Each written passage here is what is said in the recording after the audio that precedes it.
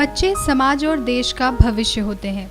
ये बात तो हमने कई बार सुनी है और मानते भी हैं, लेकिन ये बात सुनने और बोलने में जितनी आसान लगती है, इसका अर्थ उतना ही गहरा है।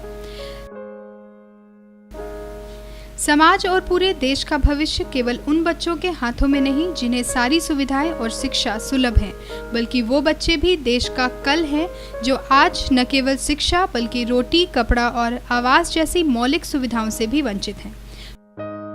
पढ़ाई तो दूर, उन्हें एक समय की रोटी के लिए भी दिन भर सड़कों की खाक छाननी पड़ती है। जी हाँ, हम आपको बच्चों की ऐसी दुनिया दिखा रहे हैं जहाँ बचपन कोई बादल का गांव या कोई परियों की कहानी नहीं, बल्कि जीवन की एक ऐसी कड़वी सच्चाई है जिसे देखकर हमारे मन में ये सवाल उठता है कि क्या ये है भारत का भविष्य। दिल्ली के तकरीबन हर एक ट्रैफिक सिग्नल और सामाजिक स्थल पर हम ऐसे बच्चों को देख सकते हैं जिनके नन्हे कंधों ने बड़ी जिम्मेवारी उठा रखी है, जो अलग अलग जरिए से किसी तरह अपना और अपने परिवार का पेट भरने की जुगाड़ में लगे हैं। जिम्मेवारी के बोझ तले दब चुके इन बच्चों को ये तक पता नहीं कि इनका कसूर क्या है। ये तो इसे ही अपना जीवन समझकर जिए जा रहे हैं। दिन भर कितने पैसे मिल जाते हैं? 200-250 रुपए मिल जाते हैं। हमारा जाति ऐसा ही है, ऐसे ही खाते हैं, ऐसे ही पीते हैं। झुग्गी झोपड़ी में रहने वाले इन गरीब बच्चों के जीवन की सच्चाई से हम सब वाकिफ हैं और अब ये शायद एक आम मुद्दा बनकर रह गया है। पर अगर हम आंकड़ों की बात करें तो सच्चाई काफी भयावह है। हालांकि 1996 के आधिकारिक आंकड़ों के अनुसार ऐसे बच्चों की संख्या 1,36,00,000 है, मगर यूनिसेफ के आंकड़े बताते हैं कि भारत में कुल 7,50,00,000 स्ट्रीट चिल्ड्रन हैं, जिनमें करीब 90 लाख की उम्र 14 साल से कम की है। भारत में गरीबी का दयनीय चेहरा दुनिया को दिखाने वाली बहुचर्चित फिल्म स्लमडॉग मिलियनेयर कुछ ऐसे ही बच्चों की कहानी पर केंद्रित है, जिसमें मुंबई के स्लम में रहने वाले गरीब और अनाथ बच्चों की कड़वी मगर सच्ची कहानी बताई गई है।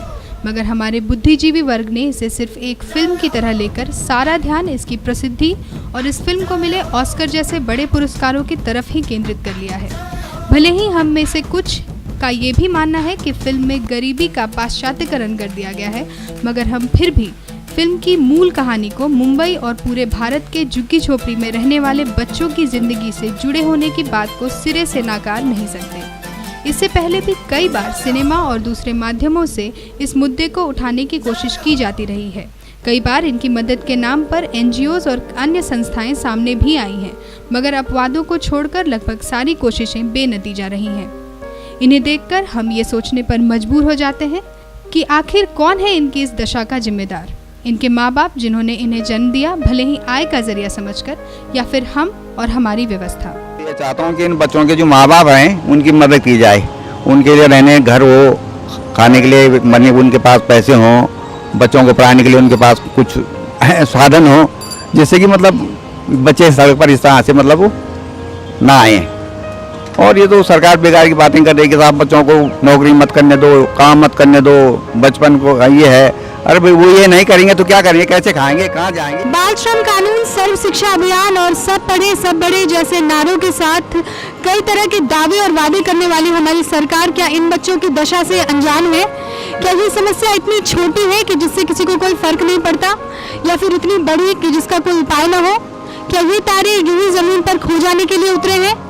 ऐसे कई सारे प्रश्न हैं जो विश्व में दूसरे सबसे विकासशील देश बन चुके भारत के भविष्य पर सवालिया निशान लगाते हैं। कैमरामैन नितिन के साथ प्रिया श्रीवास्तव, ट्रांस मीडिया।